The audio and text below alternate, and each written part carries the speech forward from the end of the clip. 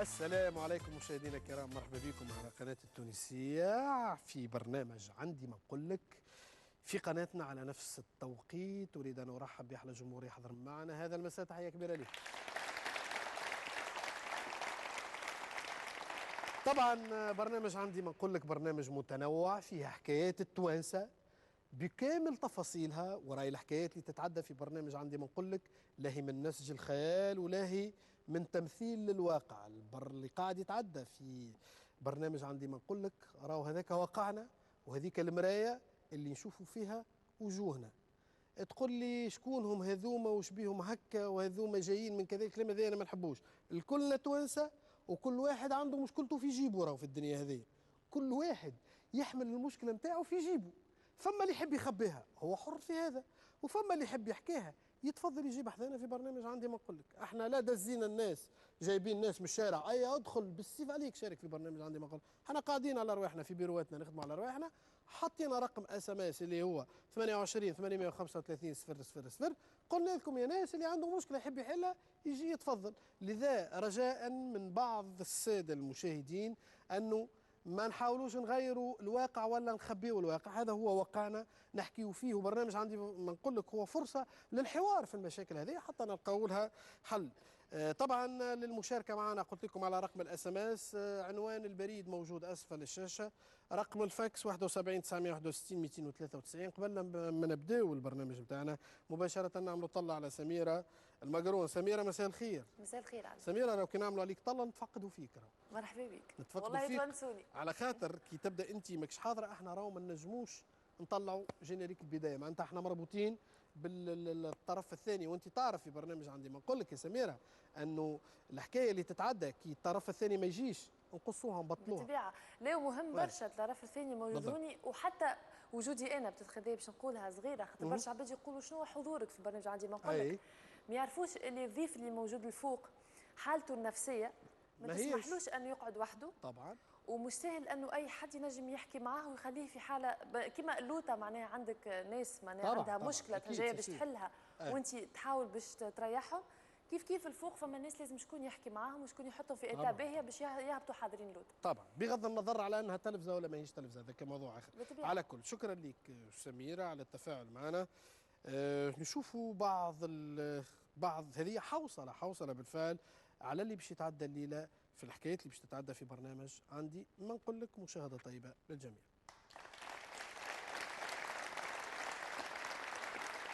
اليوم في برنامج عندي ما نقول لك باش نشوفوا مع بعضنا حكايه محمد شلبي. محمد شلبي جاي للبرنامج يحب يلوج على خاله سي احمد اللي خرج من الدار قبل 19 سنه ومن وقتها ما شافوش.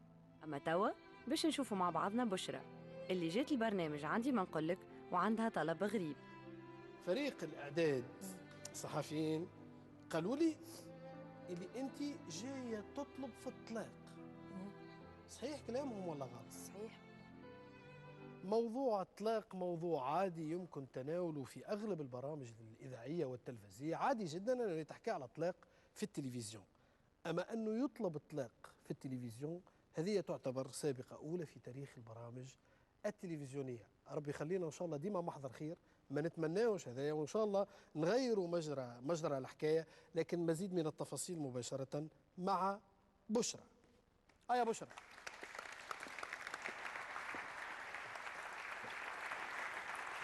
اهلا بك بشرى.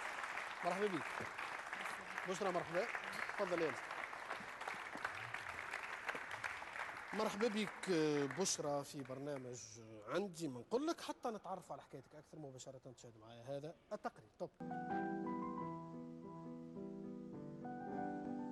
برنامج عندي ما نقول لك في العاده الهدف نتاعو انه يقرب وجهه النظر ويلقى الحلول بالصلح لضيوفه، الا في حاله بشرى اللي جات اليوم تحب تطلب الطلاق من رجلها.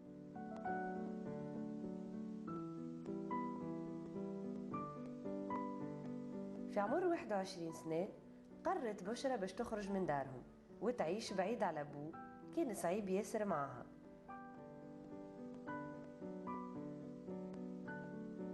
تعبت بشرى وقعدت من دار لدار ومن خدمة لخدمة حتى تعرفت على بلال وعرست بيه وجابت منه صغير. لكن بعد ما هربت من صعوبية البوه لقات بشرى روحها مع راجل صعيب عاملها معاملة خايبة. الطريق ما بين بشرى وبلال ولات مسدودة، وفي نظر بشرى يقعد الحل الوحيد هو الطلاق. بشرى مرحبا بك مجددا. قلتي الحالة متاعك حالة استثنائية نوعا ما تبدو لي. عادة في برنامجنا، في برنامج عندي ما نقول لك نطالبوا بالصلح ونحلوا المشاكل بين الناس. انت في عندي ما نقول لك جايه طالبه طلاق من راجلك. به نبداو واحده واحده. قداش عندك بشرى معرسه؟ عامين ونص. عامين ونص. ونص. وقداش ليك من اللي عرفت راجلك قبل العرس؟ 7 شهور. 7 شهور. أما نعرفه عندي 4 سنين. كيفاش تمت ظروف العرس؟ كيفاش عرستوا؟ كيفاش عرفتوا بعضكم؟ كيفاش؟ عن طريق طفلة صاحبتي. بحكم خرجت من دارنا مشيت لسوسة كاري أنا وبنات. مرة طلبتني صاحبتي قالت لي أني جاية بحثيك. يا أخي قلت لها أنت وشكون؟ قالت لي أنا وخطيبي ومعنا بلال. من وقتها تعرفنا على بعضنا. وليت نمشي لصفاقس، كنت ما نعرفهاش صفاقس. وليت نمشي لصفاقس ودخلت لدارهم.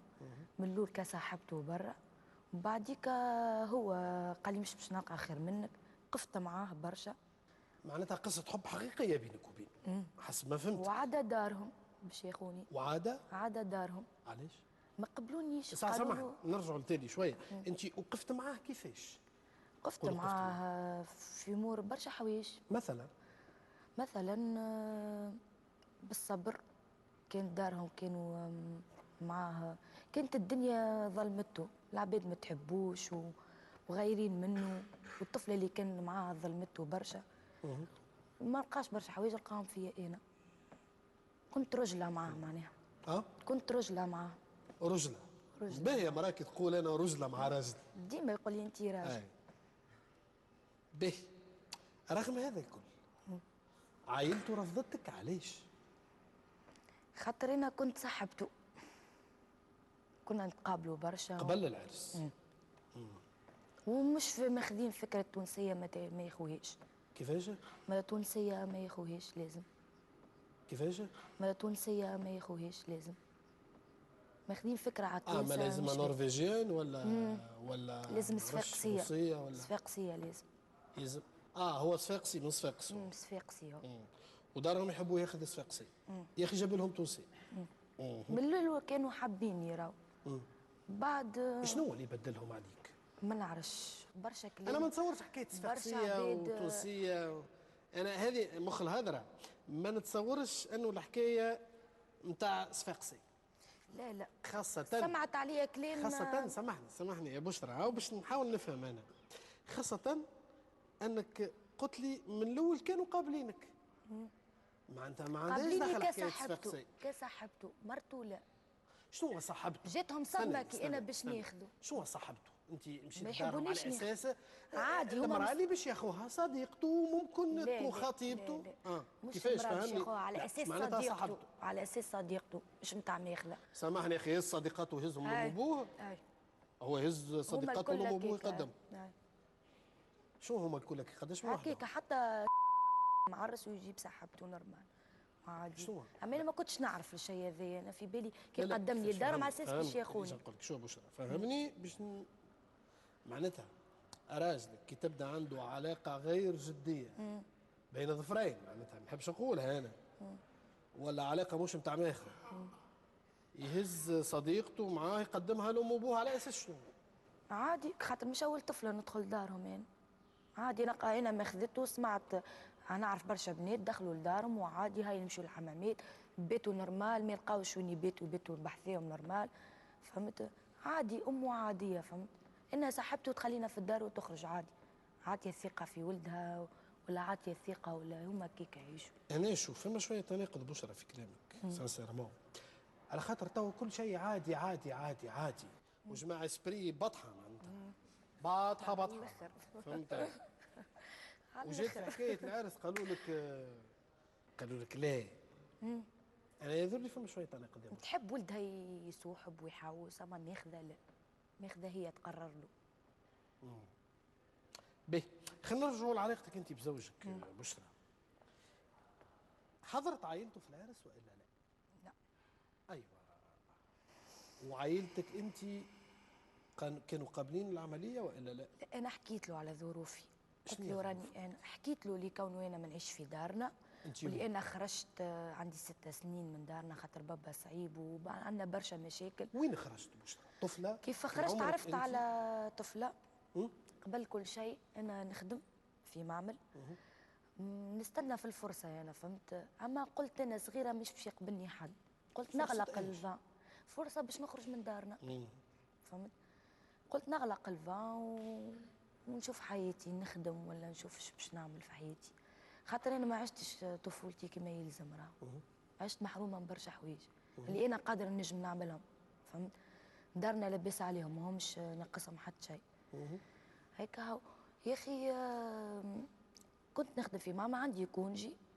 قبل هذا الكل خطبني شكون ما قبلوش بابا، قال لي سمعته خايبه، كانت سمعته خايبه، وانا اعطيني ناخذ واحد ونمشي على روحي، نحب نخرج بصوره نظيفه من دارنا. فهمت، هكا هاو يا اخي كيف كيف خطبني واحد اخر، حكى معاه ما سمعوا الكلام، اخر واحد خطبني بابا قبله. فهمت كيف هو.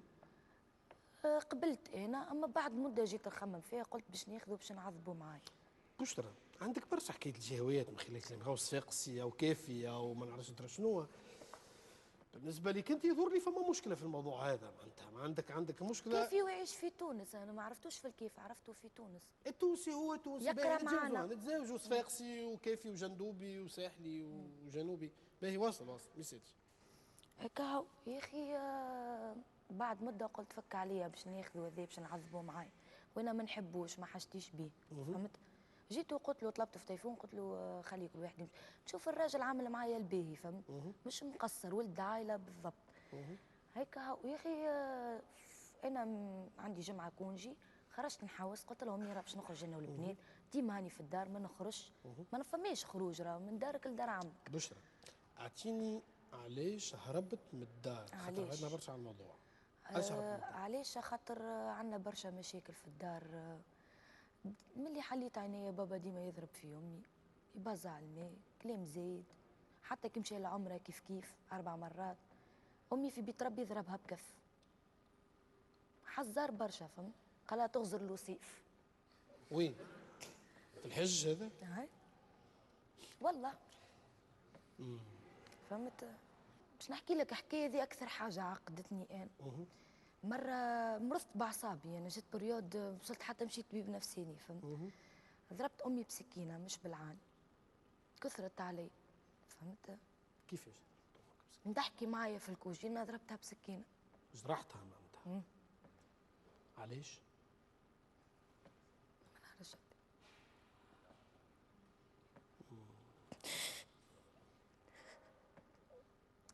هزني طبيب نفساني، حبسني شهر في البيت، ضربني اكثر منه حاشيكم.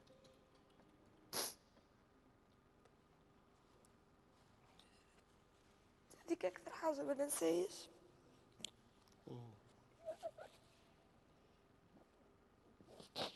قداش عمرك وقتها بشرى؟ 19. وخرجت من داركم قداش؟ مشيت لدار مماتي ساعة قبل كل شيء ما نخرج، قلت من أحسن حل ما نعرف حد نمشي لدار مماتي. مشيت لمماتي قالت لي تنقروك، وهو يكره مماتي خاطر كي خذا أمي مماتي مش موافقة زاد. قعدت للتو هاني كبرت تو عمره ما يدخلهم للدار. قال لي أنت مادامك مشيت لدار مماتي أنت من اللحظة ذي أنت العدو بتاعي. قلت له أما خير وين نمشي؟ مال نمشي دار مماتي نمشي نبحث عباد ما نعرفهمش. بشوي بشوي بدا يعذب فيا بالكلام، يجرح فيا باش يفددني في روحي. فهمت، كاو يا اخي تعرفت على وحده جزيريه كي خرجت قلت لك في كونجي، قلت لامي قلت لها راني باش نتفرهد انا والبنات، اما كي باش توصلوا كي ما عادش باش نقعد لكم جمله. حسيتها. انت تو قداش عمرك بشرى سامحني؟ 26. 26. ومن وقتها تقطعت العلاقات بينك وبين امك وابوك معناتها؟ هاي يعني بابا هزيت التليفون باش نكلمه، قال لي انا بنتي توفيت. حسيت في العيد. فهمت، قلت بالمشاكل بكل شيء ما حسيت. من وقتها ما قابلتهمش؟ يعني ما عادش باتصال بهم بكل. اللي نحب نعرفه انا، الايامات الاولى نتاع العرس كانت باهيه والا لا؟ كان العلاقه كانت طيبه بينك وبينه والا لا؟ على الاول لقاني بسيب باش نهرب منه، بديت نفد انا معناها حطيت في مخي سيب. من النهار الاول نتاع العرس ولا من لا قبل ما نعرس هذاك. لا احنا يا سيدي يا وصلنا أخي، الى انكم عرستوا. كتبنا صداق. أيوة. كان مريقله معايا، كان هو باهي من قبل باهي، اللي يصور ويمدهولي. كرا دار، جايب لك موبيليا. لا على العرس. الاول، لا على الأول ما كرينيش دار، على الأول قعدنا نكريو بالليله، ما لقينيش دار. كيفاش؟ بالليله. شو بالليل؟ يعني دار بالليله. ما انت ما عندكمش دار تمشيو تكريو دار بالليل. هذا وين؟ الجمعه خذيناها. هذا وين؟ في صفاقس. في صفاقس. باهي. قداش قعدتوا عايشين بالليل؟ حتى لين قعدنا برشا، صرفنا برشا، قعدنا ياسر عايشين بالليله. قداش؟ ماكله ودخان وبالليله صرف ياسر، ما لقيناش دار وقتها. جاتنا غسره وقتها ما فماش ديار هكا. بعديك قداش قعدتوا عايشين في دار بالليله هذه؟ مش برشا. شهر شهرين؟ 9 شهور. 9 شهور؟ 9 شهور مش شوي. 9 شهور. ومن بعد كريتوا دار وحدكم؟ بعد كرينا دار وحدنا وانا حبله طبيعه. وانت حبله؟ ايوه. حبلت، سمعوا بيا. والعلاقه طيبه بينك وبين راجلك في ال9 شهور هذوما وكل شيء؟ مريقل كي راجل. وقتاش بدات المشاكل بوشا؟ كنت نسكن في سيدي منصور، سكننا. كان ديما يعني عنده الخلط، خاطر كي يبدا في الحومه ديما مش في الدار، خاطر الاولاد هيا في الدار ديما لين يقلق يقول لي هاي نخرج نحوسوا. عايشين كيما اي مراه وراجل. سيدي منصور في صفاقس؟ في صفاقس هيك. يا اخي مره صار رمضان، يا اخي حموي عمل اكسيدون، مشيت نطل عليه قال لي سايبه دار وكري اسكنوا معانا حتى تلقاو دار في الحومه، خاطر هما الكلهم يسكنوا بحذا بعضهم. كان انا بعيده. قالت لي كان تولد شكون بيك هيك. صار فيا في البريود انا حبله، صار فيا. مشيت سكنت في دار حماتك؟ سكنت في دار حماتي. شفت الويل غادي. شفت الويل كيفاش؟ عبيت يحبوا يهبلوني. حاشاك ندخل التواليت يبدوا يشعلوا في الضوء يطفيو، تجي نلقى دبشي مفرط، نجي نقولها كيفاش دبشي مفرط وكيا وما فماش هيك الحاجه، تقول لي نحن سراقه. ما نجمش نجاوبها انا، كبيره في فمي باش نجاوبها. نجم نجاوبها في حاجات، فما حاجات نجم نجاوبها فيهم. مثلا ديما الراجل ما يبيتش في الدار، يدخل ويخرج الصباح القهوه، يجي تقول له برا القهوه. عمرنا تلمينا تعشينا مع بعضنا. هو يسمع كلام من النوع اللي تقول له ما نرضاش عليك كان تعمل تدخل يسمعوا كلامها، فهمت؟ هكا يعمل في فازات مش نتاع. هو عمره 29 سنه، مش فازات نتاع 29، نتاع واحد عمره 18 13 سنه 14. يجي لعمته يقول كلام، تقول مش عمته. معناتها بشرى اذا كان تبعتك مليح، يعني 9 شهور بعد العرس بدات المشاكل، وقت اللي انت حبله ومشيت سكنت في دار ام وابوه في دار حماتك هكا. حتى كي بدات مشاكلك مع هو ومع داره هكا ولا؟ باهي نقولوا بدات المشاكل من وقتها. قعدت عايشه معاهم حتى شو وقتاش؟ لحظه نكمل. ولدت غادي؟ انا مشكله في دار حماتي كوني وانا ما عرست امي وبابا وعارفين، حكيت معاهم بصراحه ما كذبتش عليهم، حكيت كل شيء بصراحه، دخلت معاهم بصدق. يعني استغلوها كنقطه الضعف. ضربه اثنين، انت من اطفال بورقيبه، انت ما عندكش دار، شوف علاش بوك طردك. قلت لها راني ما غلطتش، انا منيه تشوف بابا، هذيك علاش انا حبيت غير معناها نحب نوصلهم لي انا بنت عائله محافظه وعشت راجل في الدنيا هذه، تمرمدت وكايني راجل ونقعد راجل.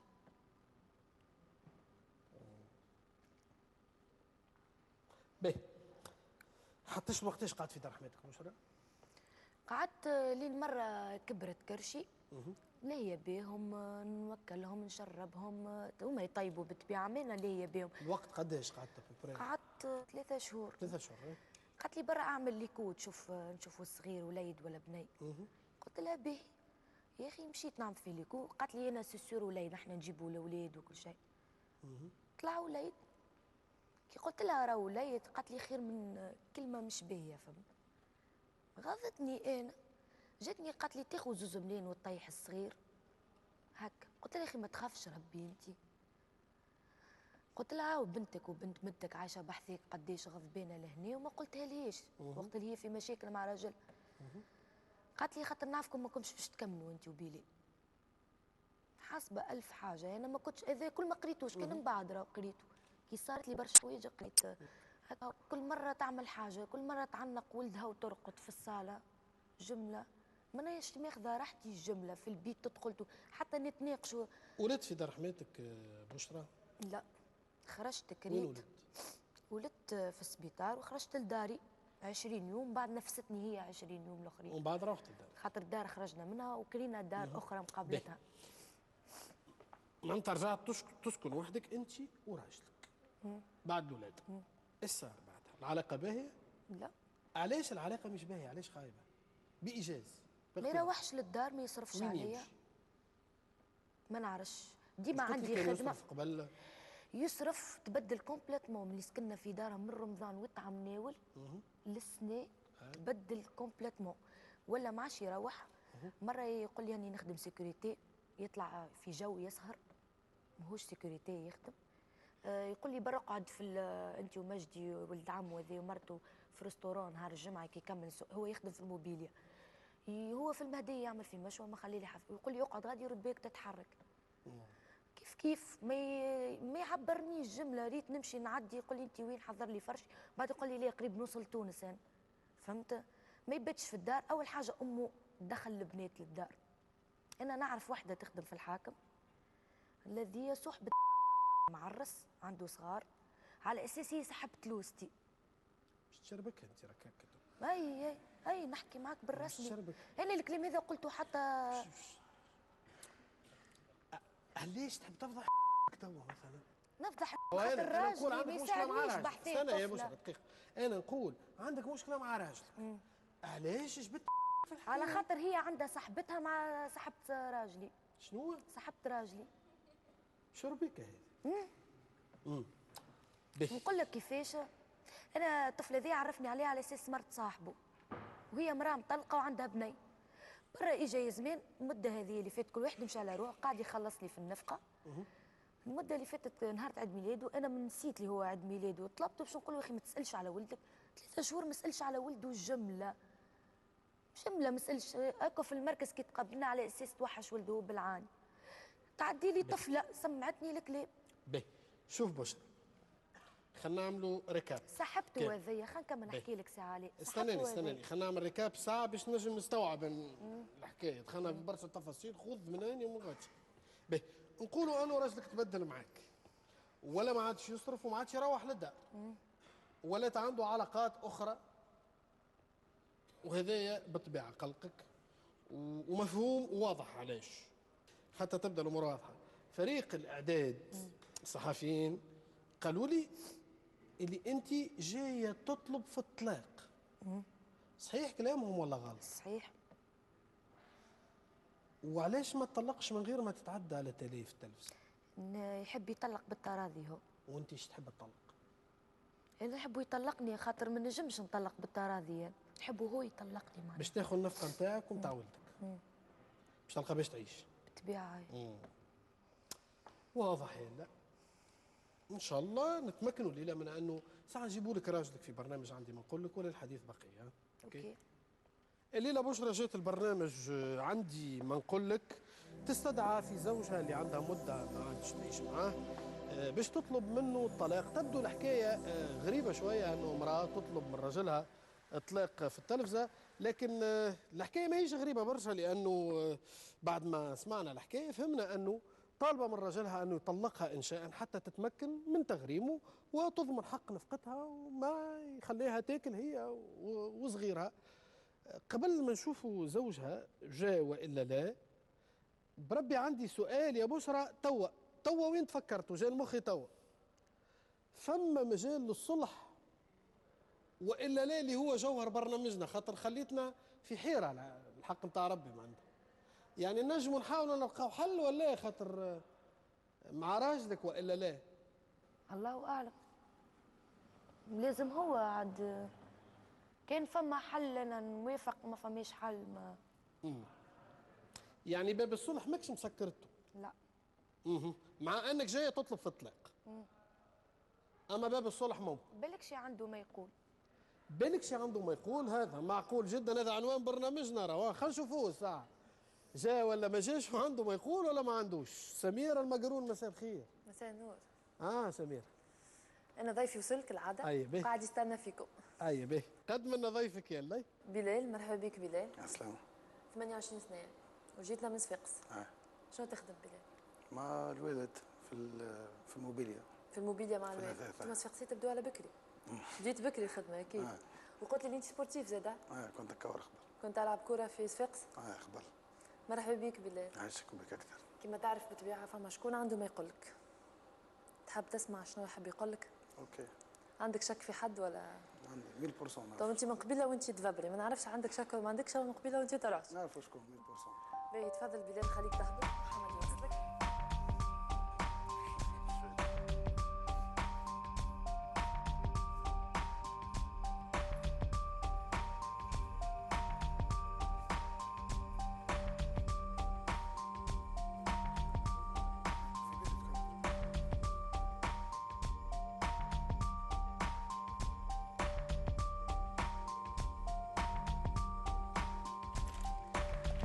مرحبا بك بلال.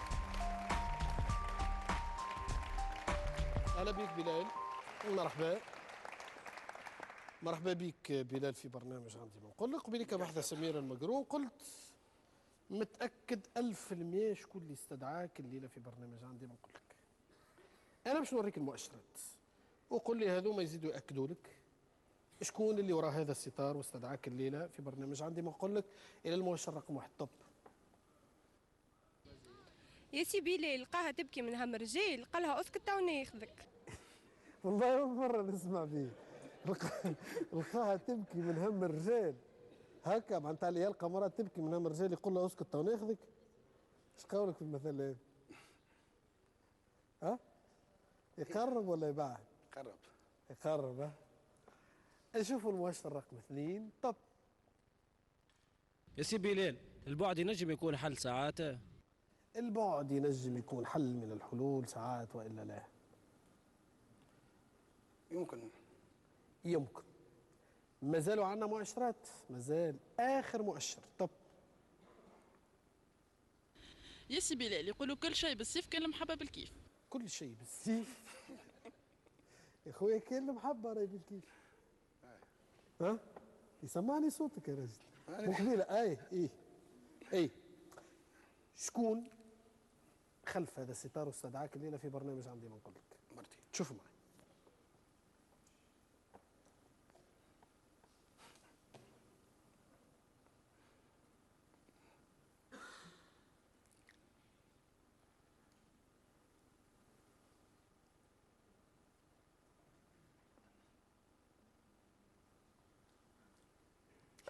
شكون اللي على الشاشه؟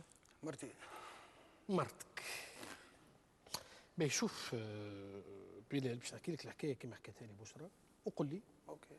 باش تعرف شنو اللي قال وشنو اللي ما قالش وقول لي انت شنو الصحيح وشنو الغلط.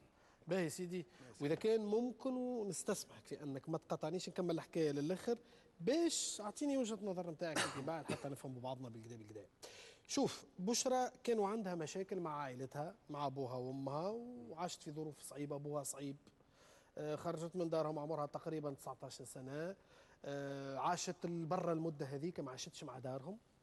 تعرفت عليك انت تقريبا 3 سنين التالي، كنتم متفاهمين مع بعضكم، وانت كنت تهز فيها لداركم وتقدم فيها على انها صديقتك، وحسب ما قالت هي انه كان عادي عندكم انتم في داركم انك تهز صديقتك لدار بوك لداركم حتى كان يبدا ما فماش حكايه عرس. به كيف ولات فيها حكايه عرس، امك ما قبلتش العمليه بالساهل معناتها، فهمت، وما عجبتهاش حكايه العرس جمله، وما حبتكش تاخذها حتى بعد كيما خذيتها دارت بها يظهر لي في فتره من الفترات على انها تطلق وطيح الصغير حتى اللي حبلت منه. باهي حسيل امك رفضت حكايه العرس رفضا مطلقا، وانت خذيتها كمان تزوجت بها وقعدتوا عايشين كريم بالليله يظهر لي لمده 9 شهور في صفاقس، وكانت اموركم باهيه كزيت فوق الماء، باهيه من ناحيه الحب، فهمت، تحبوا بعضكم، لين حبلت هي ومشيتوا لدار امك لداركم فوالا معناتها باش تكمل حبالتها غاديكا الى حد يظهر لي الجو ما مشاش بينها وبين امك. كلات بعضها بيني وبينك معناتها شعلت الدنيا اللي هي حاجه عاديه بين الكنه والحماه، هذه معروفه هذه معناتها ما يلزمهمش اصلا يسكنوا مع بعضهم خاطر كانوا يسكنوا مع بعضهم تشهد. باهي بقينا انت حسب ما قالت لنا بشرى جيت مع عشيره امك وليت صار برشا ما تباتش في الدار، تخرج كيما تحب، تروح وقت اللي تحب، ما عادش تصرف عليها وعلى صغيرها. مثالش اسمعني خليني نكمل، اسمعني حتى نكمل حتى تسلم الاخر ومن بعد اعطيني وجهه النظر نتاعك. باهي لين وصلت بها الدرجه يا خويا حتى سمعت حاجات خايبه كيما امك قالت لها هاو زوز ملايين وطايح الصغير وفك عليك راهو ما يحبكش وما تعيشوش مع بعضكم، لكن هي ما حبتش. به توا سيدي الحكايه وصلت الى درجه قتلك انت ما عادش حاجتك بيا يا خويا طلقني. مش طلقها استناني عاد، لا مازال انا نحكي لك، هي تقول لك من بعد انت اعطيني وجهه النظر نتاعك. هي تقول لك يا خويا طلقني انت ان شاء خليني انا نغرمك، تسمع فيها، ناخذ نفقتي وناخذ غرامتي يا خويا باش نعيشك الصغير، وهذا هو طلبها. باهي شوف الكلام اللي قلته لك هذا الكل صار والا ما صارش؟ فما اللي صار وفما اللي ما صارش. شنو هو اللي صار وشنو اللي ما صارش؟ صحيح عرفتها، عاشرنا، حبيتها، حبتني. بعد كلينا بالليله، هي قبل ما تكون اونسان مشينا كلينا في سيدي منصور بالشهر، فهمتني ولا سهله. حتى حتى من الاول مش متفاهمين احنا، من الاول مش متفاهمين، الانتوراج نتاعها مش باهي، فهمتني. بعد حولنا لدار بابا خاطر صارت كا الوالد جاني في رمضان عمل اكسيدون في فازه هيك، حولنا للدار وقعدنا. ما تفهمتش هي امي صحيح. فازت الحباله وقت امي قاتلها مازال بكري، معناتها مش توا مازال بكري، مازلت صغار زيد شويه، فهمت. هي ما حبش تقبل الوضعيه، ما حبش تفهم. بعد حولنا من دارنا ما تفهموش، حولنا دار اخرى كرينا. كيف مشاكلها وعياطها وحسها واحد، تطيح القدر قدام العباد. حولت من الدار هيك، حولنا نفس الحومه، نفس الحومه معناتها، فهمت. بعد دارنا نفس الحكايه، الدار قاعد يحب مفتاحه وقال لك مرتك لا مشوم في عياط في حس. شوف عياط في حس يا اخي، شنو علاش مش تقوم تصيح وتعيط هكاك؟ طايط مش ندافع عليها راه، انا فقط معناتها حبيت نفهم. يعني واحد مش قاعد في راحه من عقله، استنى لا دقيقه بلال، واحد مش قاعد في راحه من عقله يقول وا وا وا يعيط واحد، معناتها ما لازم فما سبب يخليه يعيط. انا نحب نعرف. هي من حبه ترجعها قبه. شوف هي قالت اللي انت عملت علاقه مع امراه اخرى خارج اطار الزواج يا بلال. والله قسمت بالله لا صار الحكايه هذه، والله وراس يوسف الغالي وراس وليدي. كنت تبات في دارك الايامات الاخرى؟ ما تباتش في الدار؟ لا. علاش؟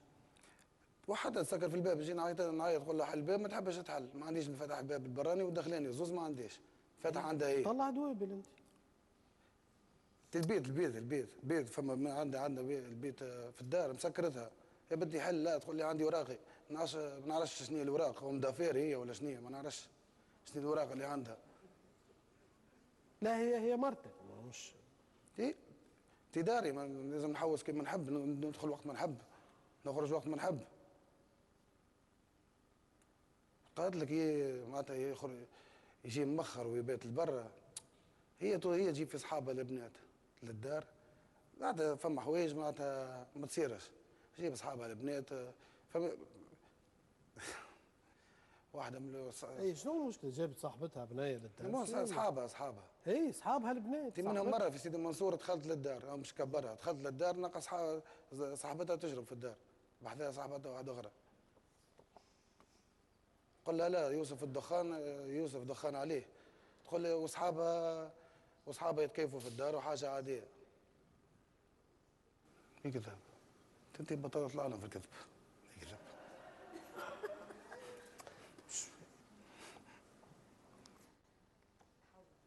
باهي خلينا نبدا واحده واحده خاطر لازمها برشا مجهود هذه. باهي تو سمعنا وجهه نظر كل واحد منكم. نبداو بالبدايه. ما عادش نفهم معاه. بلال تبعني ماني عايش خويا واحده واحده خلينا نشوف. باهي بشرى طلبت منها باش يجيبوا لك زوجك، هاو راجلك يلا تفضل شنو هو اللي عندك ما تقول.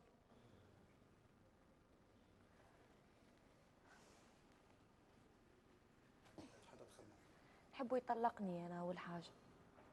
يوم قبل الغدوه دلل ماذا بيا. انت تكذب برشا، فم برشا كلام قلته غلط، كذب كله كذب، انت مستانس بيه الشيء هذاك علاش انا شاده صحيح في الطلاق. انا مش متعود نكذب. كذبت عليك. انت تكذب، انت ساعه هذه ريتها خذيتها لا نعرف لا امها لا ابوها. خليني نحكي نقول لك علاش انت تكذب. كلهم تاع باب دارهم ما نعرفوش. ساعه اللي تقول عليهم اصحابي. حتى جبت طفل لا نعرف لا عمها لا ابوها لا امها لا اختها لا ما نعرفهاش. اسمعني نقول لك حاجه، اسمعني خليني نحكي شويه وانت ديما ايش فيك؟ اسمعني اضحك اسمعني سي نورمال باش تضحك. انت اصحابي اللي تحكي عليهم وتقول انا ندخلهم، علاش ندخلهم للدار؟ علاش ما كنتي انا كي قام عليا الحس انا قام عليا الحس على زوز جراري هزيت لي الدار سقف وقعت. كيفاش تحبني ما سكرش بيتي اني مازلت مأثة؟ كيفاش تحب انا ما نخليش وراقي ما نلقاهمش؟ كيفاش انت عامل دار للقعدات؟ انت فما مراجل قالك نشوف لك دار ونحي عليك من القعدات خاطر سمعتك سافا ولات في صفاقس، سمعتك وليت مسمور سمره مش باهيه. كيجي نقول لك حاجه انت تكري دار تقول له يصير نعملوا فيها قعدات، باش تكري دار باش تستر مرتك، يصير منه راجل يدخل على مرته راجل كي تقول له هذا خارج معك سباع يقول له لا تخليهولي السباع وانا في شارت وخلعه. كيفاش انت راجل انت هكا؟ ما صارتش منها الحكايه هذه والله صارت، وراس يوسف اللي تحلف فيه بالكذب ما صارتش منها. انت نورمال، انا علاش نحب نسيبك؟ خاطر انت نورمال تحلف على القران. عادي جبتوا عباد ما تعرفوش ربي. الدخان كي جيتوا تعرفوا ربي راهي اختكم بركه راكم عرفتوا ربي معها. كان هي بنتكم عملتوا فيها كيك خلي انا برانيه. اختي ما انت ابسط حاجه تقول لي ماشي نسكر قدام دار مماتي، نهبط قدام دار مماتك تقول لي والقران قدام دار وانا واقفه نستنى. كيما انت تو تقول انا حبينا نحيو صغير، كيفاش في الخامس نحي صغير؟ انا عبد كامل. مش في الخامس كيفاش في الخامس ونجيب لك اللي كوت توا في الخامس يديك العباد الكل تعرف. كل عباد قاعده تغزر لنا راه. خاف ربي راك قاعد تكذب راك قاعد تكذب. نقص عليك من اكل نحن وياك سامحني كان دارك ما قوش فيك الخير باش نلقى فيك الخير انا. انت منهم مره خرجت نلوج عليك تدخل لي من الباب تخرج من الباب التيلاني، ندخل الدنقه داري معبيه بالاولاد. وقتها هذه صادق ماجد وجرجور وانيس المجنون نجبدهم الكل. نطقتني والله لا حول والله اسمع الحكايه راهي ما تضحكش برشا. اجي اقول لك حاجه انا دريان تاسف دقيقه يا بشرى ما تضحكش. فما مصير ولد صغير يوسف اللي تحكيوا عليه راهو يوسف ما سالش عليه سي علي. قداش عمره يوسف؟ قداش عمره؟ بشوي قداش عمره يوسف؟ 9 شهور. 9 شهور بيناتكم صغير وتحكيوا هكا؟ راهو اللي قاعد بالله لحظه سي علي، السبت اللي قبل اللي فاتت كي شفته ما طلبش ولده جمله قلت برا نكلمه ل 11 نتاع الليل، طلبته قلت له اخي ما تسالش على ولدك يتعدي لي طفله سمعتني الكلام. انا نسيت لي هو نهار عيد ميلاده يوم غدوه تذكرت علاش هو ظرنته في سوسه. فما صاحبتي نحكي معاها بالسكايب قالت لي راهو البارح راجلك راهو في سوسه هو فلانه الفلانيه وفلان شدوه في محط الواجات طلع له شرشيه صاحبه. وفعلا طلع الكلام صحيح. اقرب الناس لي قالوا لي سكت على روحي. السبت هذايا لحظه خلينا نتكلم لحظه وبعد قص عليا.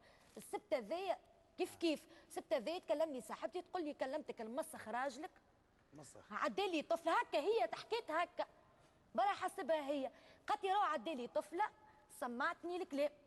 شكون الطفله اللي نهار من نهارات انت تقول لي مرت صاحبي وين صاحبتك انت فهيمه بنت حي البحري. نقول لك كيفاش عرفت لي هي فهيمه ولا لا؟ خلينا نقول كيفاش عرفت هي فهيمه باش ما نظلموش برشا عباد. السبت اللي فاتت كلمتني صاحبتي قالت لي راهو شافك شكون؟ قال غيظتني كل المراه هذيك علاش هو كل سبت الراجل في سوسه. فما عباد تتفرج كل سبت في سوسه انت وصاحبك وصاحبتك وصاحبه صاحبك تسخيب روحك هكاك لا معرس لا حتى شيء.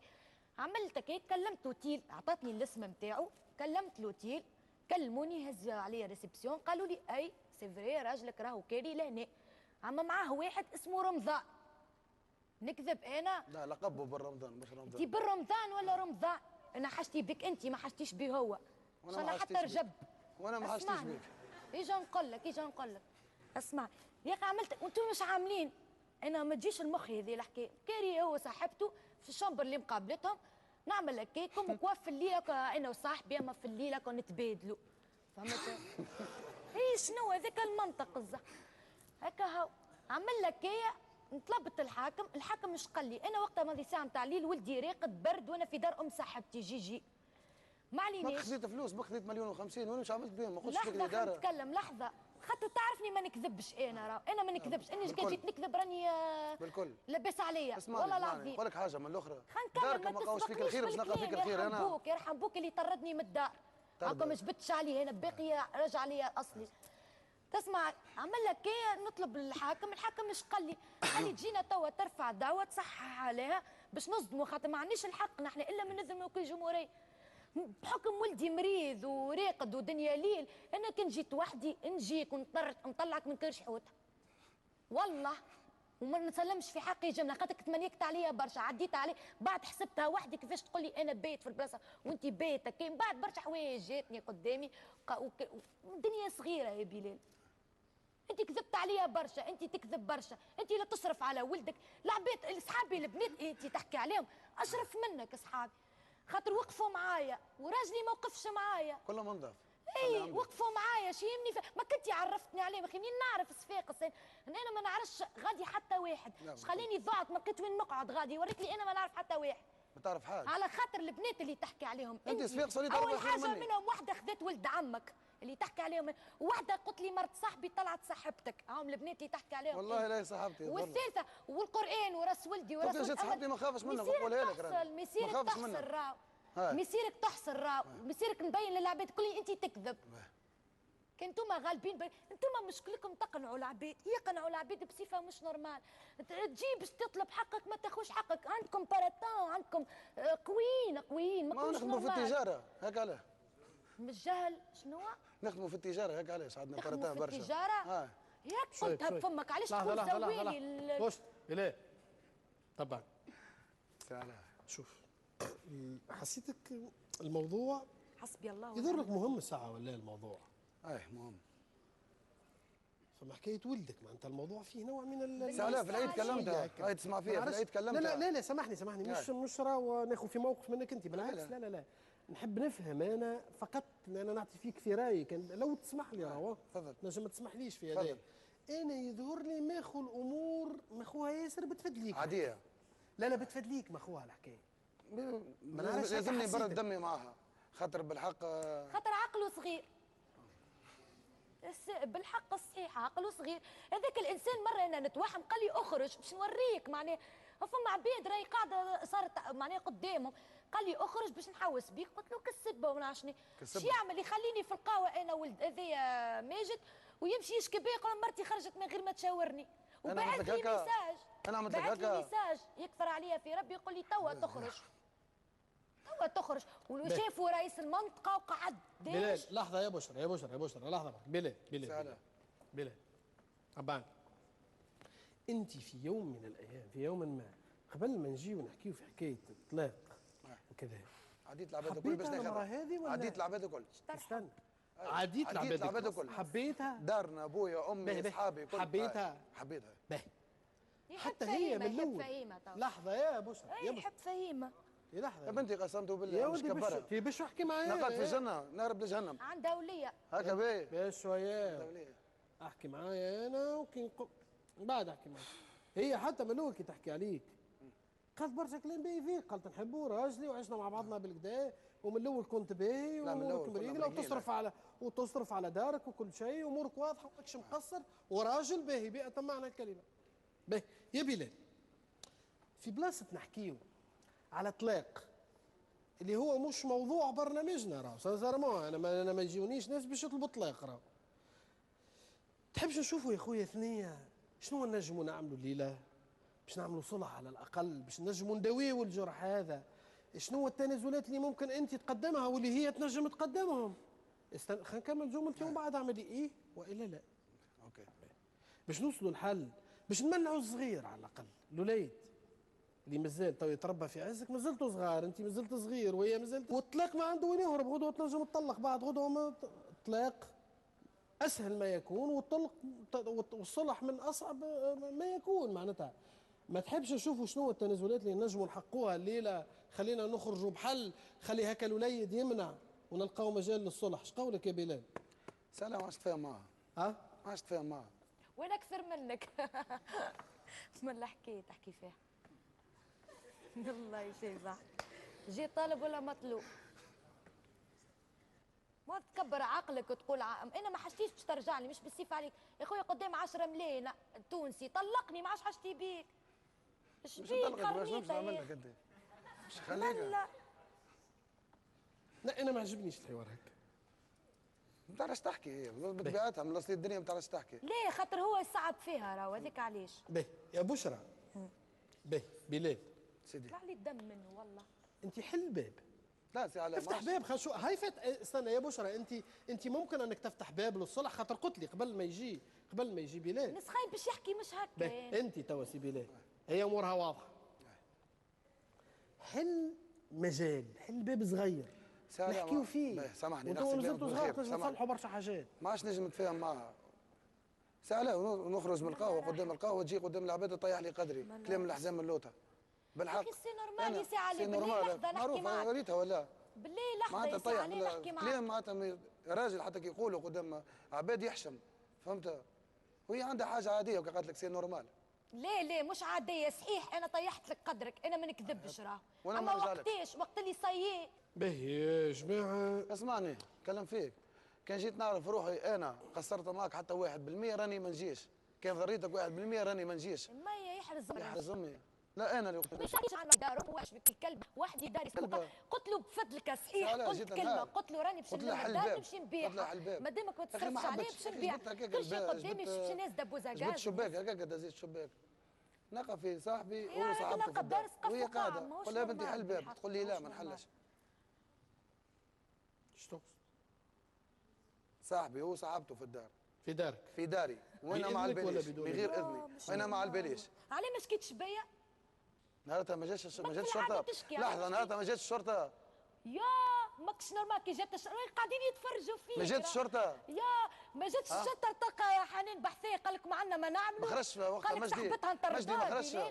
مجدي ما خرجش. انا مش باش نعدك في الموضوع، خاطر فما عباد يتفرجوا، فما الشرطه قاعده تتفرج، فما عباد خاطر الشرطه كي جات نقولها ونعاود نقولها. انا نعرف روحي ايش نحكي، وبعد وليت مرت ولد عمك، نعرف روحي ايش نحكي، بعد خذيت ولد عمك عم تكذب عليا. الشرطه كي جات كان فما حاجه راني انا مشيت على روحي، راني مشيت.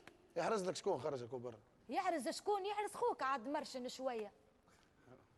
حبيبي لكني يا اخي صباح الشرطه طلعت بيا تخدم على روحها. خويا ما قالك ما لقينا حد في وسام ما مش معك الخايب. عمل معك الخايب. فما راجل يلقى مرته عمل معك الخايب وطفله. سامحها انت سامحتني. لا اله الا الله. مش تعطيني موضوع صحيح، تحب تحكي في موضوع صحيح. شنو الموضوع؟ موضوع صحيح يا خويا. الوي جايبتني نحب نعرف. الوي جايبتك؟ جاي تفدلك. جاي نفدلك. تتكلم مالها، اعطيني موضوع صحيح. لا حتى موضوع صحيح. سؤال يجي يا بوش. يا بوش. نعم. مادام يا خويا الصلح ماهوش يبدو لي صعيب الصلح. قال لك يا خويا هات الرسمي، علاش جايبتني الليله وش حاجتك بيا؟ شو المطلوب؟ ما في حتى فصل ذي العبد ذي دار فيه. ما هوش مش باش تتحل الامور، خاطر مازال مخه لا مش نتاع مسؤوليه مازال شده صحيح و نعرفش عليه. هو عاد كان ناوي يصلح روحه اهلا وسهلا، ماهوش ناوي لا يضيعني لا نضيعه. شكون يفهمها هذه يا بلال؟ وكجرجور هذاك والمجنون. فهمها الساعه فهمها وبعد تو نجاوب. قسمت بالله وراسي يوسف الغالي تعرفني كي نحلف وراسي يوسف. شكون يفهم؟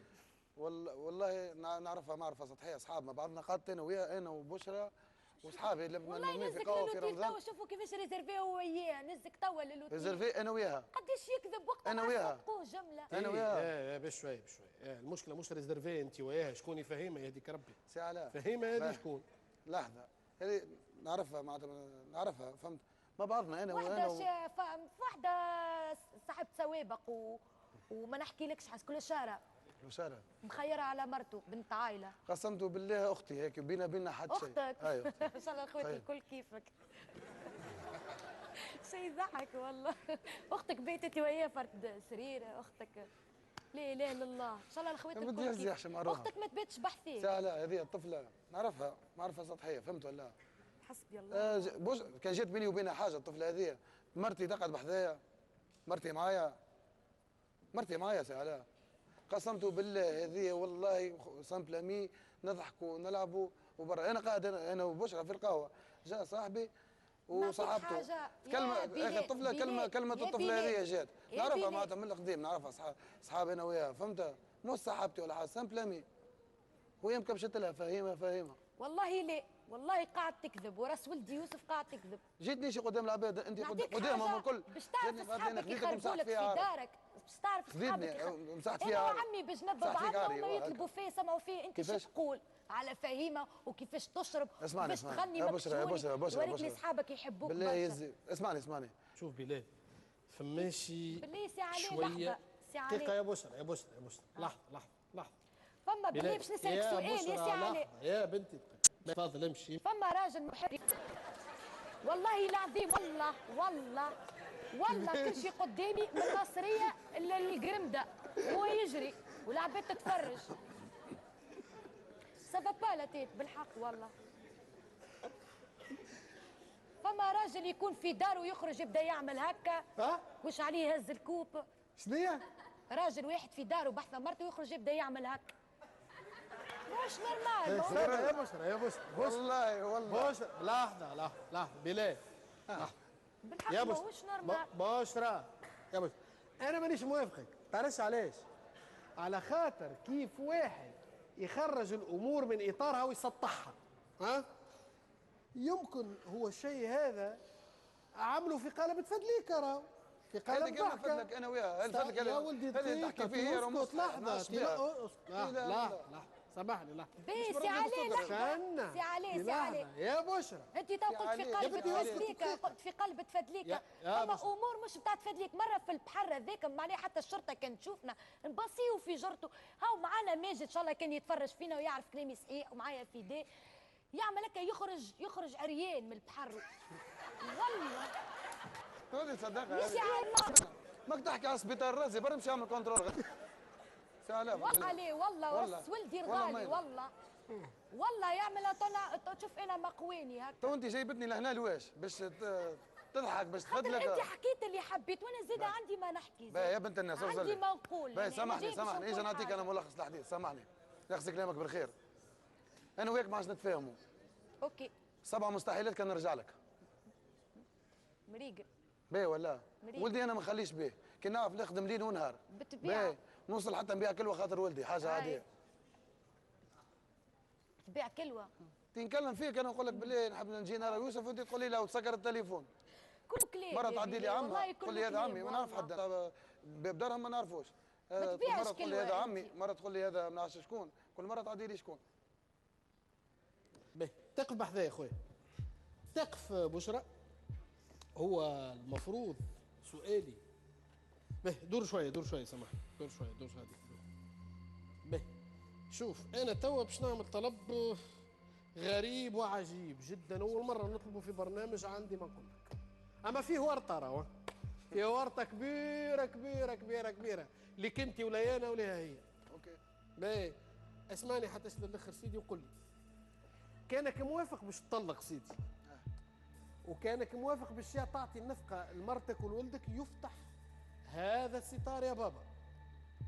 وكان ماكش موافق باش تطلق وكان ماكش موافق باش تعطي النفقه لا يفتح الستار تدخل الحمام مش كي خروج وي ما فهمتكش. هيا لا هيا سهله ما فهمتكش. شو لا واضحه باش نعاود نفهم. ركز معايا واحده هو مبدا البرنامج انه يتفتح الستار ولا لا كيف الضيف يلبي طلب الضيف الاخر اللي مستدعي هكا ولا هذا الهدف. هي يا خويا المراه شنو هي اللي طالبه اللي طالبته قالت يا خويا طلقني واعطيني نفقتي واعطيني مصروفي. انت خويا موافق باش تطلق باهي سؤالي ليك يفتح وموافق انك باش تعطيها نفقه ولا؟ خويا سؤالي ليك يفتح هذا الستار نعم ام لا؟ لا. ما ماكش موافق باش تطلقها باش تقبلني تو. موافق باش نعطيها نفقتها وباش لا لاش انا نسالك لا انا اللي نسال لا استنى اقعد في بلاصتك الساعه شوف يا باش تقعد كالطابع في جرتي يا اخي. انا اللي نسال ومضمون البرنامج انا اللي نحافظ عليه. اذا كانك موافق باش تطلقها وتعطيها نفقتها يفتح الستار نعم ام لا؟ هذا سؤالي ليك. وكان ماكش موافق باش تعطيها نفقتها وتطلق يا خويا خليها مسكر. كانك ناوي يا خويا شوف يا ولدي لا سؤال نسال يا بلال انا نسال كانك ناوي تقعد معها لا يفتح الستار. كانك ناوي باش تطلقها وتعطيها نفقتها يفتح الستار. خليه يفتح الستار وين المشكله؟ يا اخي مش باب بالك باب جهنم بالك هنا الجنه وغادي النار. طرفق ماش هذا طرفق ماش سامحني طفل معاه طفل مع وينو ولده معاها طفله بيبي معاها والطفله معاها يفتح الستار باش نطلق وباش تشد ولدك في ديك وباش تطلق وباش تطلق يفتح الستار باش تشد ولدي وبرا يفتح الستار نعم ام لا؟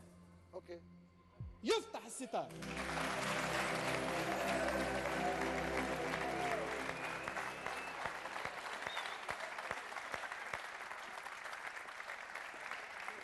جاو هاي اقعد هيك تشبيك اقعد بس تشبيك باهي تشبيك باهي اول مره حكايه انا هذا الحكايه اللي عملتها انت اول مره تصير. لا انا ما عملتهاش هي جايه تطلب عملتوها انتوما صنعتوا هذا بيديكم. وينو يوسف؟ جيب لي يوسف يا خويا. تحيه كبيره ليوسف.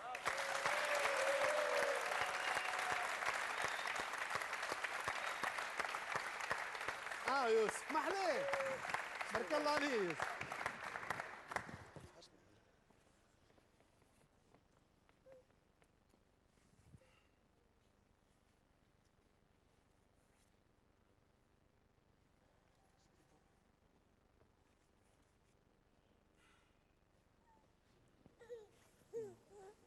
يضحك. يا سيدي اعطيه البو ترجع طفل البو خليه عنده 9 شهور ما راهش 3 شهور مش 9 3 شهور حتى نهار حليلته تبارك الله عليه مزن ومحلاه يشبه البو يشبه لامه بالحق وضحاك.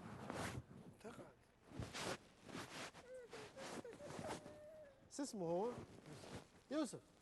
اهلا بس شوف عليه يوسف اتبوسها لعمو ترى هاي طيب اقرب يا بشرى شوي يقرب شبيك بعيده يقرب هنا انت شوي لا اقرب هاي شنو حكايتكم تو؟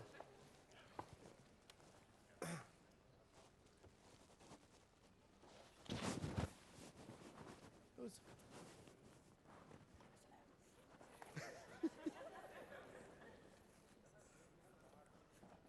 ربي يكمل عليك. عشك وانا ماذا بيا والله كان يتربى في عزكم الزوز والله خساره وليد هكا كيما هكا تبارك الله زين وعين ونواره يتحرم من امه ومن بوه.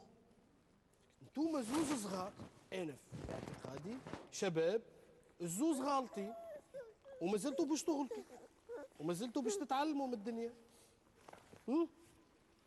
شوف بلال وراس خويا على الخير نحكي معاك بكل جديه وقتها تفدليك واللعب والكلمات ودرا شنو راك ترى الحكايه ماهيش تفدليك بالحق حكايه سي سيريو معناتها فما ملايكه فما روح بشر هيك باش يكبر محتاج البو الام. اسمعني سي بلال راهو خويا ما فماش ما اسهل من الطبلبيز ومن العرك ومن الطلاق ومن اللي تحب انت. حتى لو فرضنا اليوم يا سيدي لو كان تحل باب صغير للصلح بينك وبين مرتك وبعدين كان الامور تعكرت تنجم ديما تبلبص ماهيش مشكله. اما كان اليوم باش تسكر الباب نتاع الصلح الجمله تسمع فيها راك ما تنجمش تحل الغدوه الباب وهذايا قضاء وقدر يعيش خويا. فهمت؟ يمكن هذه حاجه تربي، معناتها اللي يحب يعطيكم فرصه اخرى، بالك تتعلموا، بالك الامور تتصلح، بالك هي تتعلم، بالك انت تتعلم.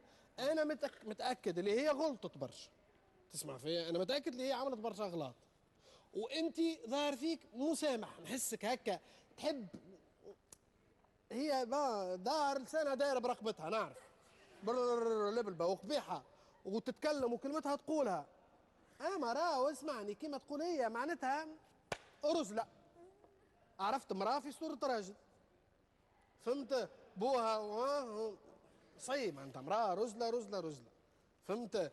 وانت حبيتها، وانا نعرف حبيت فيها الجانب هذا باهي، توا فما مشاكل.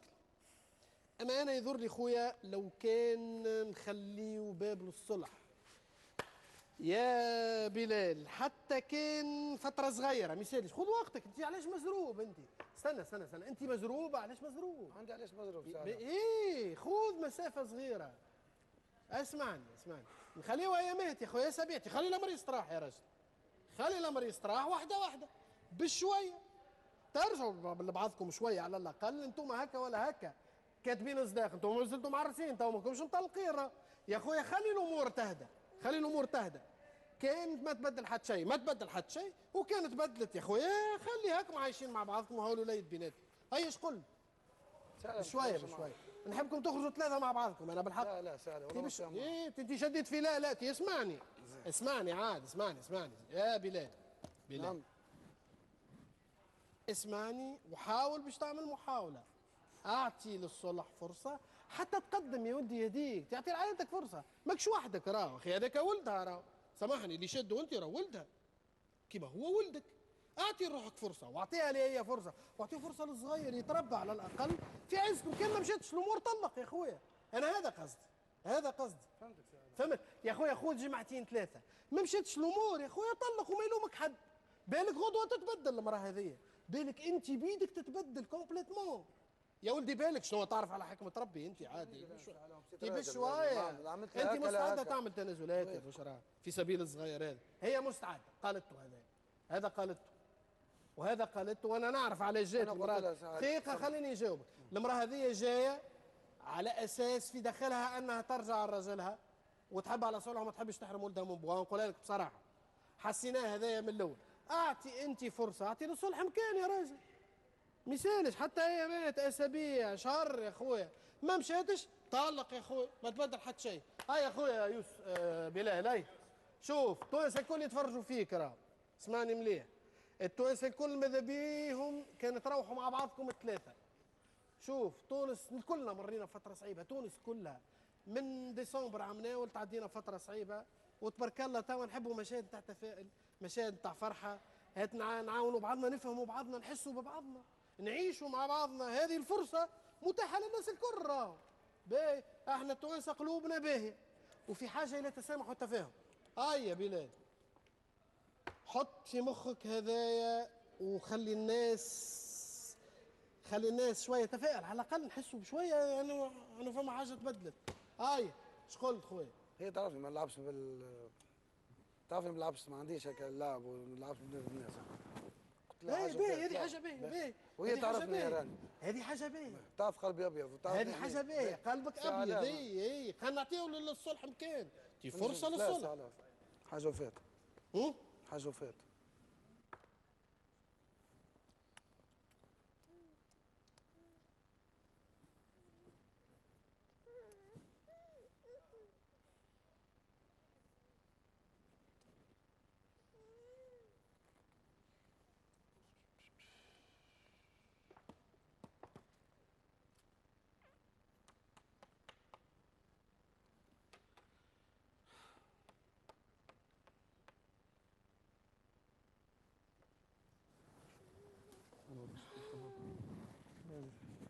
حب افكرك الوحده، اعطيه تحب تشد تولي منشط يوسف، خلي عندك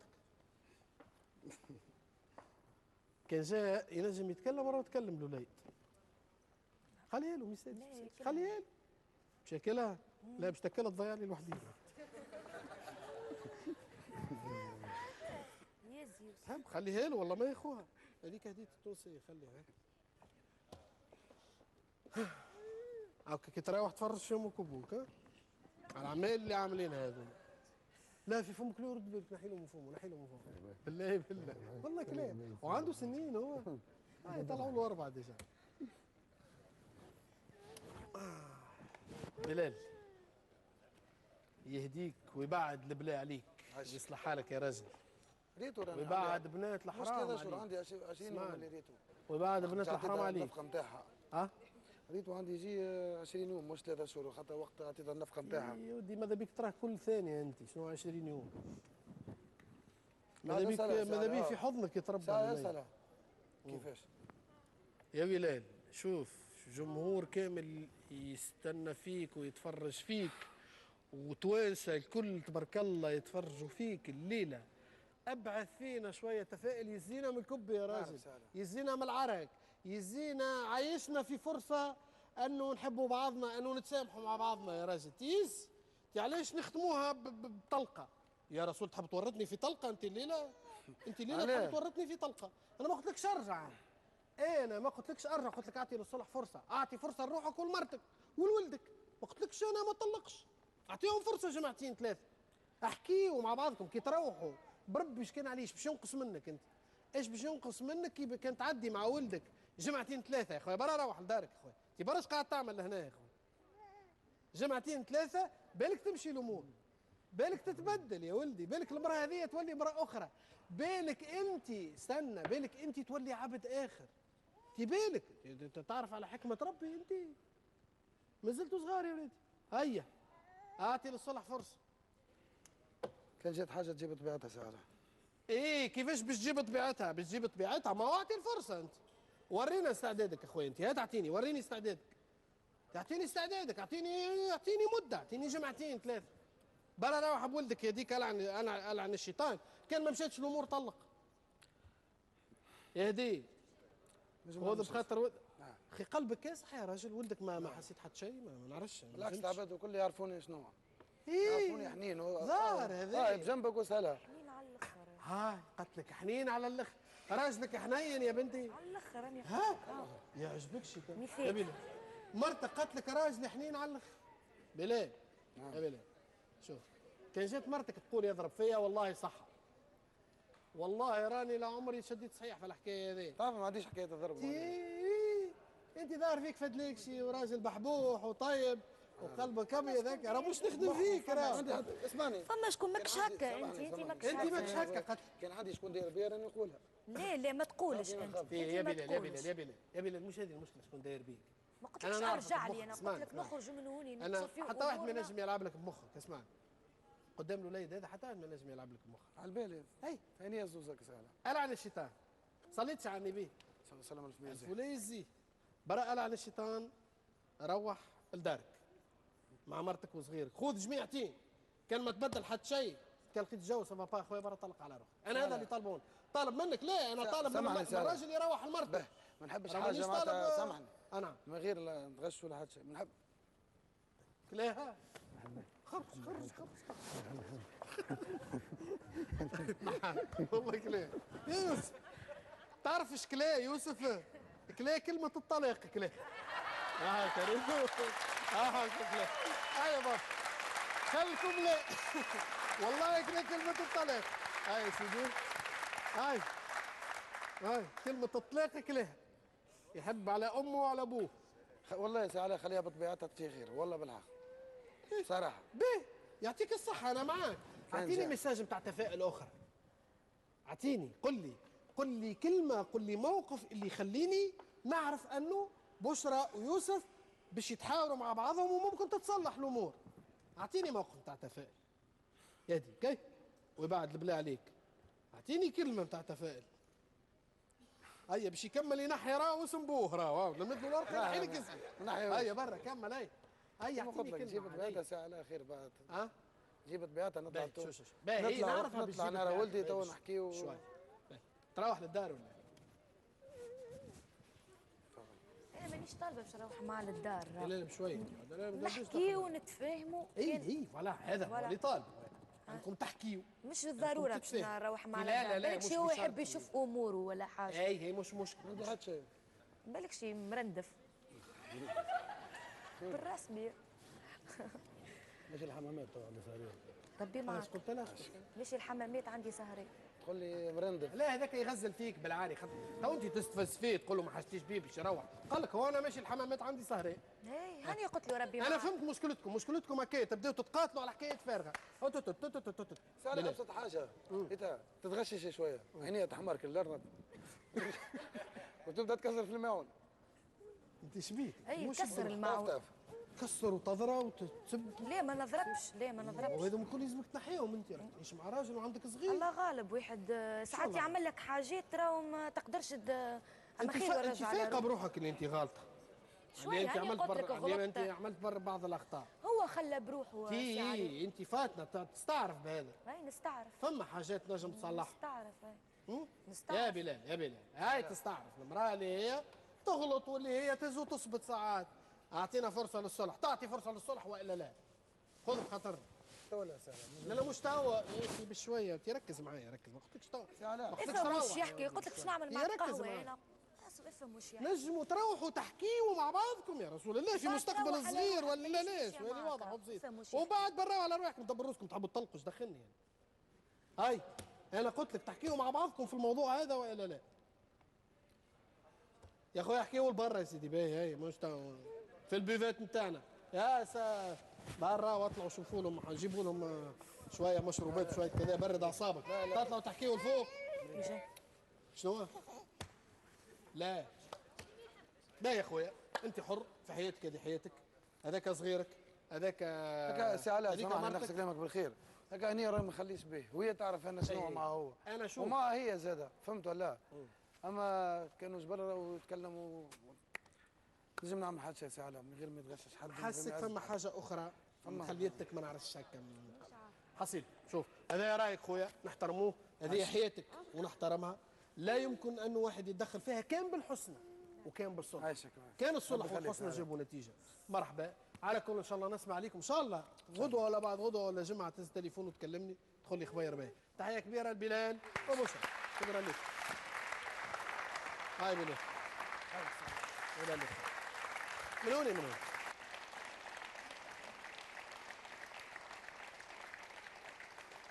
لعل الايام ولعل بعد ما تتعدى ليميسيون تتغير الوضعيه بين بلال وبشرى وان شاء الله الايام كفيله انها تداوي جراح الماضي وانه تخلي الزوز قلوب اللي توا نحسوهم متفرقين ان شاء الله نسمع عليهم اخبار ويكونوا ان شاء الله في يوم من الايام متجمعين. مشاهده طيبه للجميع.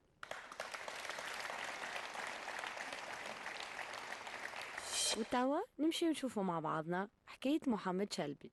محمد شلبي جاي للبرنامج يحب يلوج على خاله سي أحمد اللي خرج من الدار قبل 19 سنة ومن وقتها ما شافوش. المفروض أنه كيف يبعد اخواته هما اللي يلوجوا عليه ويفركسوا عليه. وفي بعض الحالات يكون السبب البعد بين الأخوة يكون خلاف كبير إلى درجة أنه ما يتحلش الخلاف هذايا ويرفضوا الأخوة أنهم يقابلوا بعضهم. هنا تنجم تكون بعض الواسطات من جملتها واسطة ولد الأخت اللي هو يحاول باش يجمع الأخوة بين بعضهم. هذا محور حديثنا مع صديقنا محمد شلبي. يا محمد أهلا بسي محمد. بخفك يا أخويا مرحبا بيك. مرحبا بيك سي محمد شلبي. مرحبا بيك في برنامج عايشك مرحبا. قل لك بارك الله عليك ما خفك. ربي يسلم مشارك معك قبل. بيك كيفاش هبط؟ مشارك معك قبل. مشارك معك قبل في الخطوه الاولى معنا. وين؟ في البدايات الاولى. جيت تغني؟ لا الشعر. جيت تشعر. نعطيهم نفقدك بعد في الشعر. وربحت ولا ما ربحتش؟ لا في الخطوه الاولى ما لا يربحوا ما كنا نعملوا لهم ديوان شعر وقتها 21 شاعر في سماء القصيده عملنا لكم ديوان. ثم الديوان اول مره باش نشارك فيه في 98 و99. ايوه فك العام هذاك. وبعد تالي في عمل فينا مع يا سيدي مرحبا بك هيك. عايشك يرحم والديك. وشنو هي القصيده اللي شاركت بها وقتها؟ والله القصيده اللي شاركت بها في الخطوه الاولى وقت اللي قدمتها في العراس غادي. لا مش في العراس. لا سامحني لا في العراس اي ما قلت لك اني في الشعر في العراس وقت اللي قدمتها في العراس غادي يعطوني طريح. اعطوني طريح. شكون يعطيوك طريح؟ قصيده قول لي فيها حاجات وكذا كذا. قولها ترى. نقول فيها اسمع من نمور كلامي وافتح لي زراي يا خساره ضيعت عامي في الاخر جود باي. اورفوار مون امور. انسى حبي ليك وروح. خلتني نامل انتور نبكي نوصل حتى النوح. واللي يعني 5000 جور متعذب قلبي مجروح. وقلبي دكيته في الفور ما قدش يخرج ويروح. عذابي من وزن بوالور. عذبني ما بحبوب الروح. ابكي يا مهر. كمل كمل. لحظة عجبتني كي حطيته في الفور. كمل. ايه اللي بعد؟ ابكي يا مهر تنوح غدر بيك المحبوب. ان وانت في الصقع ملوح في سما مكتوب. تبكي ما تقدر تروح كان دمك مسكوب. وقابلت مكسم ومفوح قلت له يا محبوب مش هيرو برايز واتوني قلبك داك الحل. I love you I love you I love you.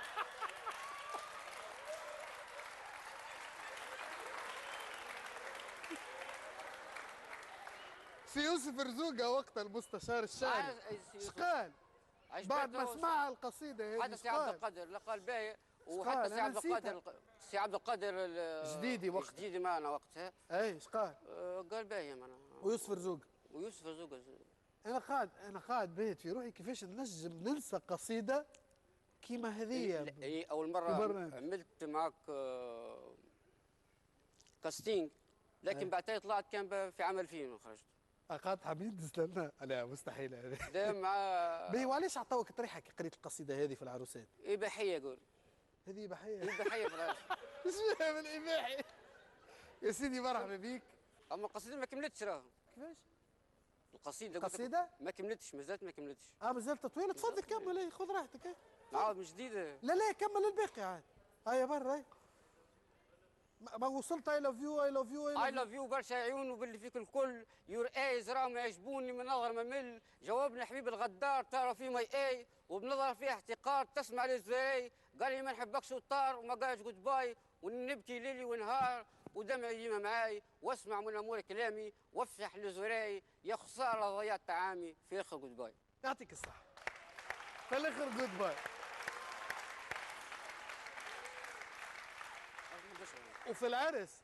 وفي العرس كي عطاوك طريحه خلاوك تكملها حتى الاخر ولا كليت طريحه في الشطر؟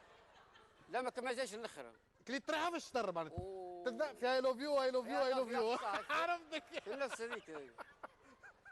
شو عملت هيك شبيك توا؟ نحب نشرب. كاس ماء عايش. كاس ماء. يا ولدي شربة مال الشاة. يدخل يا شوقي ادخل. عايشك مش حاجة أخرى. بالشفاء والهنايا يا شاعر. عايشك ايش فيك يعيشك يرحم والديك. اوه شاعر كبير. ربي يستر يا اخي. يعيشك. حاجة أخرى قول لي. لا الحمد لله. يا سيدي مرحبا بك في برنامج عندي ما نقول لك. وشكرا على البهجة والجو التحفون اللي دخلته لنا لهنا. الله ربي يستر. بارك الله فيك. سيدي تو ندخلوا في الجد ونشوفوا نتعرفوا على الحكاية بتاعك مباشرة في هذا التقرير.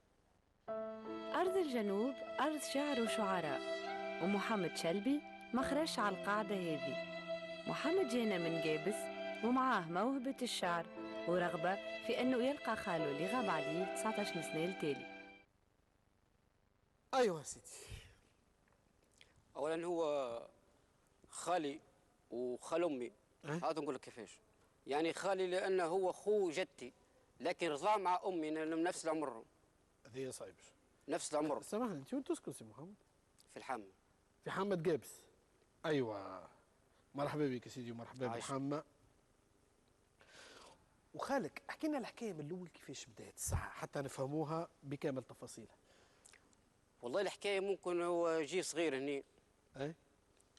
ولكن من اللي جي يعني ممكن جاش مرة يعني ما نعرفش. جاش مرة غاد وبعد تالي ما جاش هذه القضية. فحبيت يعني كصلت الرحم كل شيء وبين ابن اخواتها بين هذه القضية. ما جاي على خاطر صلة الرحم مانيش طمع فيها. علاش جاي تلوج انت على خالك؟ علاش مش امك على اخوها؟ امي ما تحبش تجي. علاش؟ حتى اخواتها حتى اللي نحكي معاه يقول لك ما دام هو ما يحومش علينا حتى ما نحوموش عليه. وعلاش انت تلوج على خالك بالذات انت؟ والله لوج على خالي ممكن لاني حبيت نربط صلة الرحم. هذيك هي القضية. ما عنديش حتى. باهي انت مع خالك ما عمرك مريتوا؟ شفته مرة تقريبا. قداش ليها الحكاية؟ في 90 تقريبا، 90 جيت 90 91. عام 90. جيت هنا لتونس 20 سنة التالي. جيت هنا لتونس. وقتها كنت مريض شوية. مريض شوية. باش اللطف عليك. نفسانيا مريض كل شيء وقت في المدة هذيك. فتعاركت وياه، ممكن عملت معاه مشكلة، حبيت نزيد نطلب منه السماح وكل شيء. تعاركت انت وياه ومن وقتها ما ريتوش؟ من وقتها ما. هو كيفاش بعد عليكم وتقطعت اخباره؟ اخباره يعني تنجم تقول بعد، لان ما اتصلوش به، ما يتصلش بهم. قليلش ممكن حتى كان عنده اخت برك. ثم اخت نجم تجي هنا، لكن لها مده حتى ما شفتهاش. من وقتها ما عندكم حتى اخبار عليه. على كل ان شاء الله نوفق الليله في انه خالك يكون موجود بحذانا الليله في برنامج. ربي سامحني اخ علاء، جايب قصيده بالذمه للبرنامج هذا. ايوه. نقول فيها: جايب سلام جميع اهل الحامه، وجايب محبه تامه، وجايب غلاكم وسط حضني ضامه، وسط حضني انضمه، وانتم غلاكم فخر فات القمه. بنزيد تبع السلام ها للامه وللمشاهدين والمستمعين والصفاقين بصفه عامه، وجايب سلام جميع اهل الحامه، وجايب محبه تامه، وجايب غلاكم وسط حضني ضامه. يعطيك الصحه. شكرا يا سيدي على المحبه هذه وعلى الاجواء الطيبه اللي صارتها فينا يا سيدي. ما زالت طويله، لكن حبيت نقصر في يا سيدي. شرفتنا بحضورك يا خويا، وان شاء الله الليله كيما سعدتنا انت بالجو هذايا نسعدوك انه خالك يكون موجود ان شاء الله بحذانا باذن الله الليله في برنامج عندي ما نقول لك. ان شاء الله. الليله سي محمد جاء البرنامج عندي ما نقول لك مع عام تقريبا 91 او عام 90 تقريبا، مراش خاله وما يعرفش وين موجود اصلا، والعائله كل ما تعرفش، خاصه امه ما تعرفش خوها فين. الليله جاء سي محمد شلبي يحب يلقى خاله بعد سنوات من الضياع والاخبار المقطوعه. اللحظات الحاسمه مع الزميله سميره. مساء الخير. مساء النور. اهلا بيك سميره. وبيك يعيشك. مادام فما ابتسامه، مادام الضيف مضمون. انا ديما الابتسامه فضحتني. كسر هكا نعرف اللي ما فما شيء. صحيح. بحذايا الضيف سيد احمد، مرحبا بك. وبيك. سيد احمد منين جيتنا اليوم؟ جيت من تونس. من العاصمه. انت تعيش في العاصمه؟ من الحرايريه. من الحرايريه. مرحبا بك. وين الحرايريه؟ الزهروني. الزهروني. مرحبا بك. سيد احمد شنو تعمل في الدنيا؟ خياط. خياط ما شاء الله، فنان يعني. تو انت جيت لعندي ما نقول لك فما شكون مستدعيك، عندك شي فكره هكا شكل؟ والله ما عندي حتى فكره. تو مادامك جاي ومبتسم معناها ماكش عامل ما عندي حتى فكره. جيت معناها ماكش عامل حاجه خايب، ماكش خايف. ان شاء الله بقدره ربي. بقدره ربي خير. بقدره ربي ما عندي حتى شيء، متاكد من روحي. متاكد من روحك؟ بدنا نزيدوا نتاكدوا معاك. لا. تفضل معايا نوصلك محمد بن علي.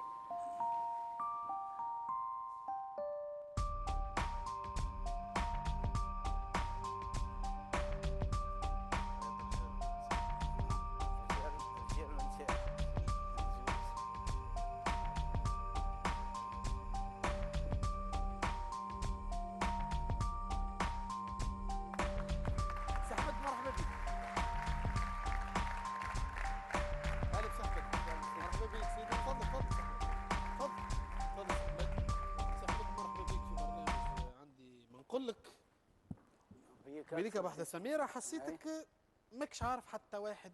لا مش عارف شكون ينجم استدعاك ولا استدعاتك في برنامج عندي ما نقول لك. لا مش عارف بالكل ما عندي حتى فكرة. باهي سي احمد، شوف معايا يا سيدي شكون اللي استدعاك الليلة في برنامج عندي ما نقول لك من خلال الشاشة.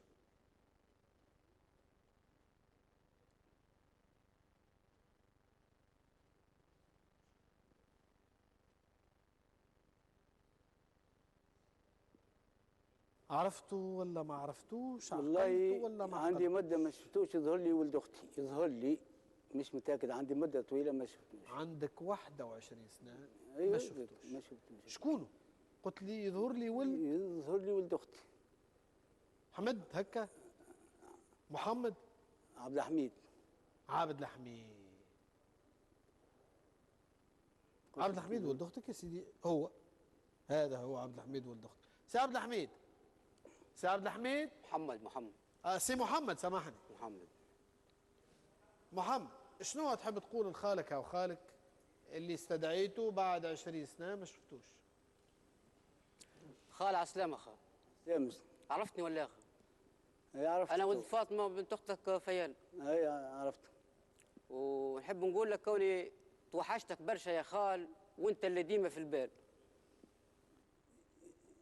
شوف توا من المفروض كلمتني او ما يجيش هكاك.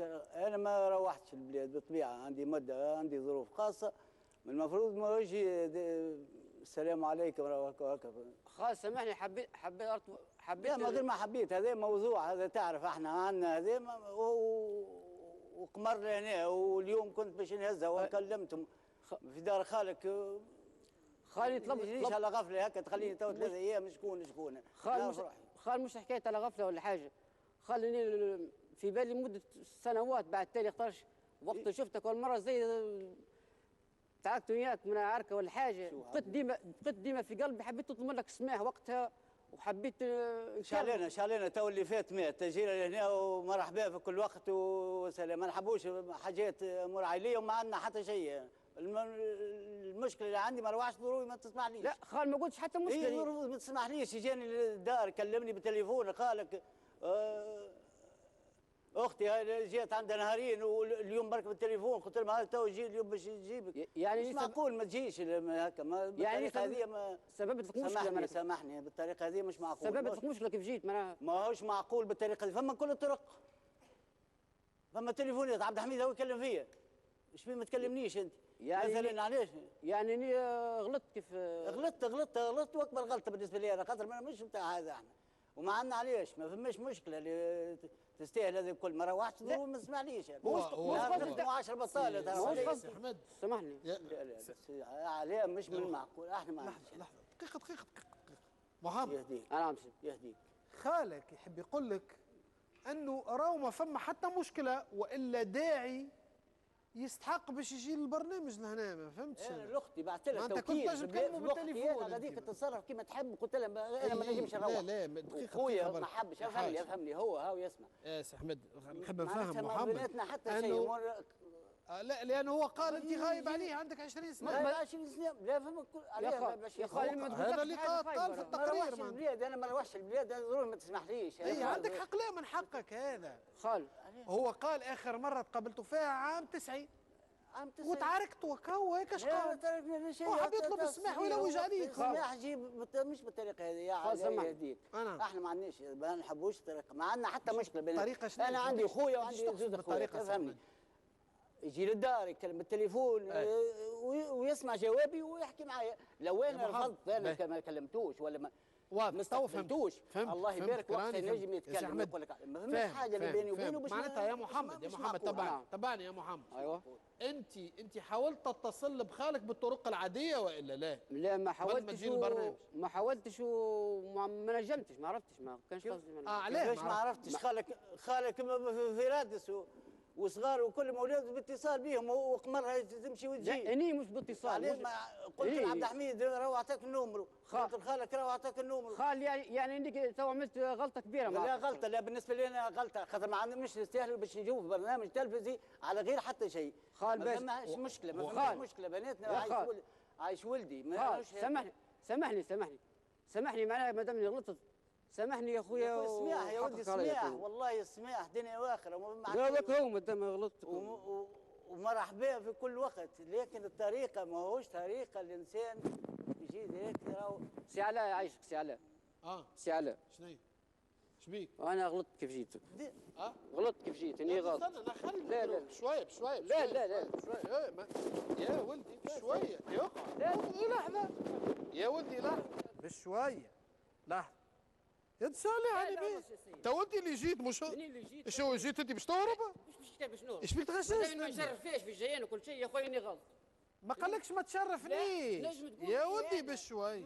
يهاوش قال لك سامحني يا ولدي بشوي. القصد بتاعي شويه خلي شد الميكرو شويه يا وين الاسيستم. شويه دقيقه يقع ايش نايم يا ولدي يا عايش خويا دقيقه لحظه. لا هو في العاده الضيف الثاني يهرب ويسيب البلاتو. المره ذي الضيف الرئيسي خلاني ومشى. سي شلبي.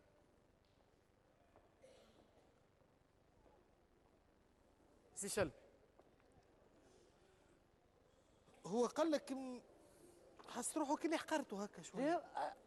وانا حقرته كلمته حقرته انا. هو اش قال؟ قال انا ما ريتش خالي من عام 90 ربما جبته في برنامج تلفزيون، هذيك الوسيله الوحيده.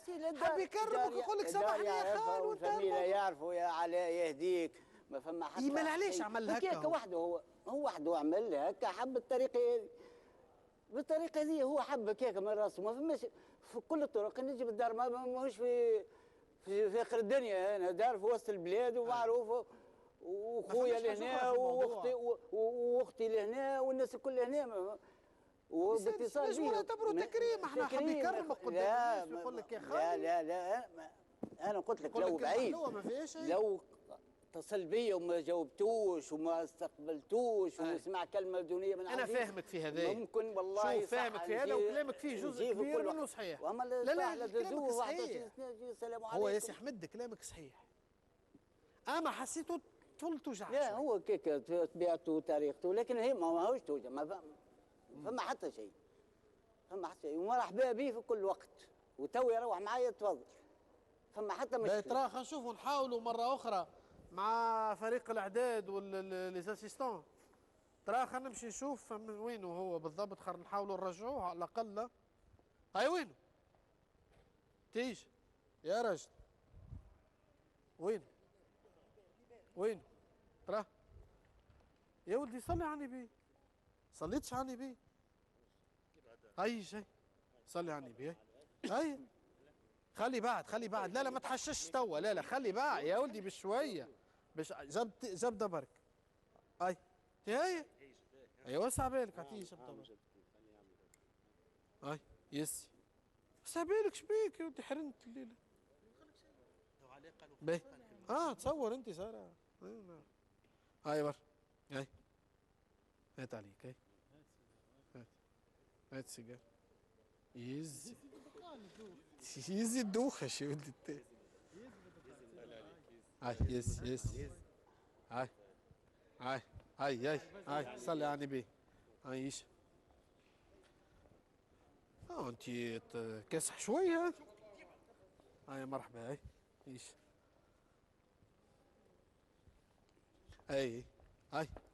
هاي تحيه كبيره ليه يا جماعه. هاي اجاني. هات نريقلوا لك الميكرو. لا سامحونا يا جماعه.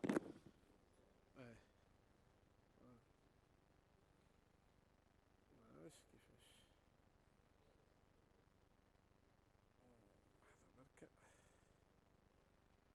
هذه راهي مش في الكونتراتو يا سامي الفهري، باش نركب لك الميكروات ونخدم لك الخدمه هذه. هاي تفضل. مرحبا بك يا سيدي مره اخرى. يا سي شلبي. ايوا سيدي. سامحني محمد استغفر الله. شوف هو انت علاش ما حاولتش تتصل به بالطرق العاديه بصفه عاديه؟ علاش؟ كي تحب تشوف كي كلمته بالتليفون والله مشيت له للدار. الدار ما نعرفهاش وين. كنت نعرف قبل الدار اللي كان ساكن فيها قبل الوقت اللي قلت لك جيت لك 90، لكن بعد تالي ما عنديش لا رقم ولا الدار ولا شيء. باهي واضح يا سيدي. ايش اقف بحذايا يا سيدي؟ اقف بحذايا دورنا غاديكا. هاي يا خالي سي شلبي. هاي يا سي الخالي يا خالي هاي. لا اقعدوني يا خالي يا بيه يا طحفون. هاي اجاوني والله بيسالي ما نتعبكش ما تهربش عليا عاد. ما تهربش عليا. هاي يا سيدي اقعد هكا اخزر هكا. هاي يا سي الخالي. يفتح هذا الستار على هذه الطريقة. يفتح على طول يفتح الستار. لا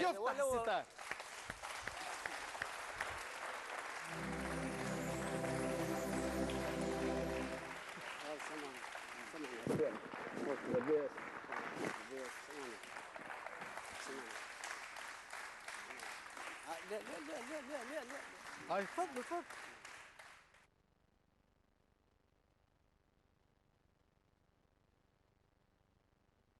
هاي سي محمد وسي احمد.